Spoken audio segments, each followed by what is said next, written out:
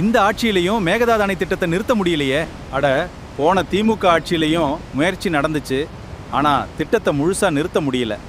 மேகதாது அணை வரக்கூடாதுன்னு உறுதியாக குரல் கொடுத்தது எடப்பாடியார் தலைமையிலான அதிமுக தான். அப்படி அவர்களோட ஆட்சியில் என்ன நடவடிக்கை எடுத்தாங்க சொல்கிறேன் கேளு. மேகதாது அணை திட்டத்தை கர்நாடகா 2010 அறிவித்தது. 2013 திட்ட அறிக்கையும் தயாரித்தாங்க. எடப்பாடி பழனிசாமி தலைமையிலான அதிமுக அரசு 2017, 2021 அந்த திட்டத்தை கடுமையாக எதிர்த்தது. சட்டமன்றத்தில் தீர்மானம் நிறைவேற்றினோம், உச்சநீதிமன்றத்திலையும் வழக்கு தொடர்ந்தோம். விவசாயிகளோடு சேர்ந்து பேரணி, உண்ணாவிரதம், போராட்டம் நடத்தி தமிழ்நாட்டின் காவிரி நீர் உரிமைக்காக தொடர்ந்து போராடினோம்.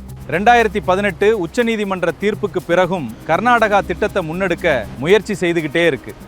2025 காவிரி உரிமைக்கான நம்ம மனு தள்ளுபடி செய்யப்பட்டாலும் மேகதாது அணைக்கு எதிரான நிலைப்பாட்டுக்காக அதிமுக போராடிட்டே இருக்கும்.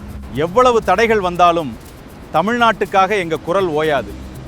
மேகதாது அணைக்கு எதிர்ப்பு எப்போதும் தொடரும்.